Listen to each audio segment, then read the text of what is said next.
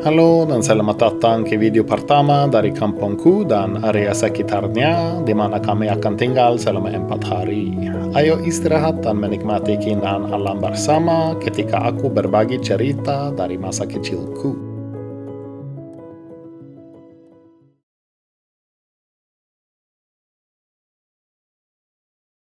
Di episode lalu, kami tiba di Alta dan mengendarai ke kampungku di mana aku tinggal sejak umurku 3 sampai 15 tahun saat aku menjadi terlalu bosan.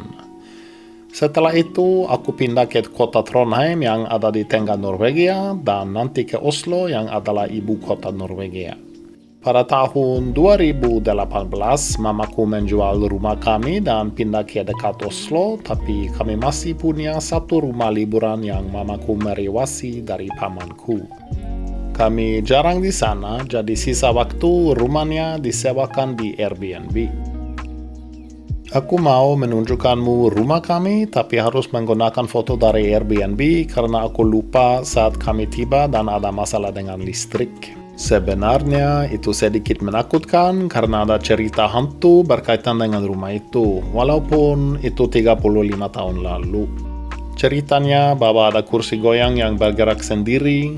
Ternyata kursi goyang sama masih di sana, jadi aku memindahkan itu dengan cepat ke kamar lain.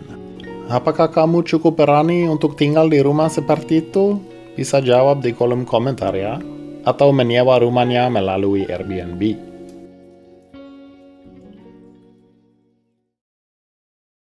Untuk tumbuh dewasa di desa ini aman sekali. Misalnya, sejak umurku 7 tahun, aku bisa berjalan sendiri ke sekolah, temanku, dan semua kegiatan. Dan kami sering jalan-jalan di hutan atau gunung sendiri karena tidak ada hewan liar yang berbahaya. Kami menghargai keamanannya dan keindahannya di sana, dan orang yang tinggal di kota sepertinya mereka gila karena desa kecil itu adalah semua yang kami tahu. Tapi desanya juga membosankan banget dan pasti ada orang yang tidak baik di sebagian besar tempat. Di bukit-bukit atas desanya ada lembah indah yang cagar alam, dan kami memutuskan untuk pergi ke sana. Pertama ke awal danau itu dan nanti ke tempat yang lebih jauh. Danau besar itu adalah sumber air desanya dan di Norwegia semua orang punya air bersih langsung dari keran dan aku lebih suka itu dari semua air lain. Kami bahkan minum air langsung dari danau atau sungai saat kami jalan-jalan di hutan atau gunung karena biasanya itu cukup bersih. Lembah ini juga sangat indah dan kami sering berlintas alam dan berkemah di area sekitar desa. Bahkan di sekolah kami belajar cara mengeksplorasi, menghargai, dan menghormati alam. Sering kami menginap di kabin antara bukit-bukit atau di tenda, bahkan jika suhu udara 5-10 derajat selama malam. Kami membawa snack dan duduk di antara api gunung di mana kami membakar sosis. Juga ada ekspedisi kecil ke atas berbagai puncak gunung. Tentu saja alasan semua ini karena kami menikmati alam, tapi juga karena iPad belum ditemukan. Karena itu, aku lebih suka tinggal dekat alam. Dan kami sering melakukan semua ini sendiri tanpa dewasa karena di Norwegia, setidaknya 30 tahun lalu, anak punya banyak kebebasan. Jika aku mau pergi ke atas gunung bersama teman-temanku, hanya harus mengatakan lokasiku kepada mamaku, tapi sering aku lupa atau tidak peduli, tidak apa-apa. Jika aku mau mengunjungi rumah temanku, tidak harus merencana atau meminta izin, aku selalu menelepon sendiri atau langsung pergi ke rumah temanku. Kami sering bermain sepak bola, balapan snow racers, permain-mainan, atau membangun rumah Lego. Kami juga bermain perang di atas bukit di belakang rumahku yang olahraga bagus. Selama musim dingin, temperatur biasanya antara 0 dan minus 20 derajat yang tidak apa-apa jika kamu memakai cukup pakaian hangat. Kami bermain ski atau bermain dengan salju. Kadang-kadang kami bahkan mengebor lubang lewat es yang di atas danau dan memancing lewat itu selama duduk di kursi. Satu kali aku bermain sepak bola 10 menit ketika suhu udara minus 50 derajat Celcius dan itu pasti terlalu dingin. Karena pengalaman-pengalaman ini, aku mau putriku juga tumbuh dewasa di area dekat alam, jadi sekarang aku mencari rumah baru di luar kota.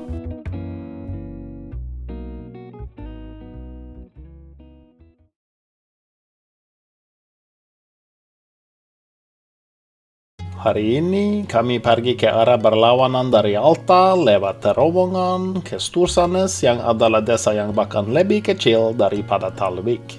Karena es, jalan licin banget dan aku hampir tidak bisa berhenti cukup cepat untuk belok.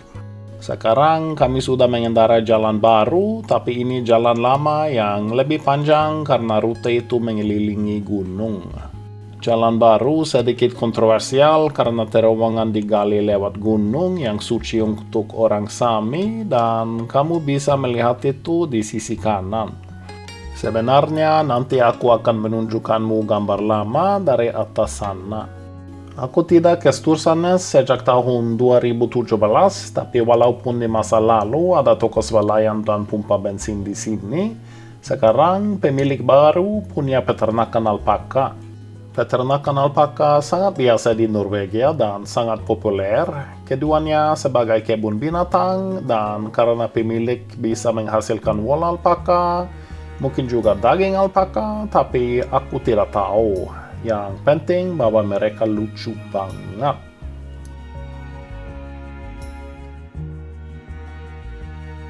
Stursanes terletak dekat fjord yang sangat panjang dan karena itu namanya Langfjorden, artinya fjord panjang. Tidak sangat original, tapi nama seperti itu sangat biasa di Norwegia.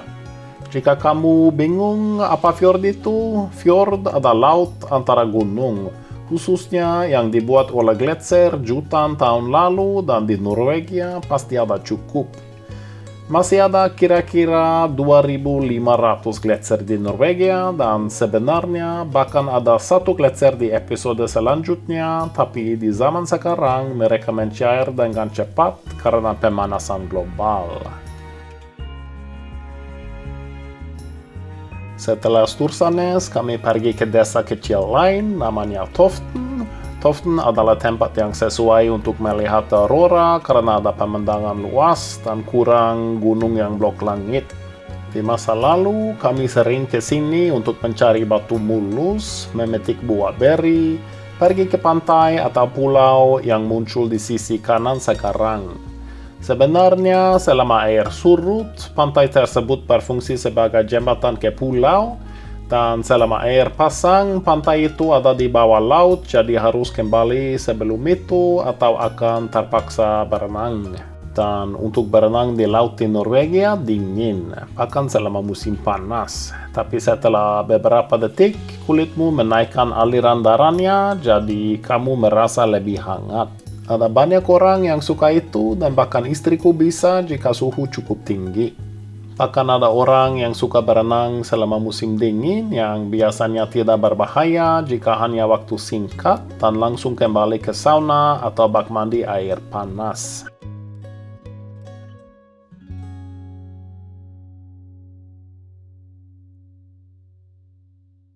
Di belakang Toften ada jalan ke puncak gunung suci terkenal tersebut itu, tapi biasanya jalan itu ditutup untuk umum oleh gerbang.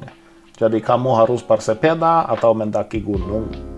Tapi di atas puncak itu, kamu bisa melihat hampir semua area sekitar Alta dan kampungku. Misalnya, di sini kota Alta ada di kejauhan dan Talvik ke kanan di belakang gunung. Walaupun sebagian besar area ini kosong, ada beberapa desa dan kabin di anta beranta. Di tengah foto ini ada desa Toften, mana jalan ke puncak ini mulai. Juga ada pulau tersebut namanya Valen, artinya paus. Di sisi kiri Toften, Langfjorden mulai dan melanjutkan ke perbatasan wilayah Troms dan desa Alt-Eidet, mana kami akan pergi besok.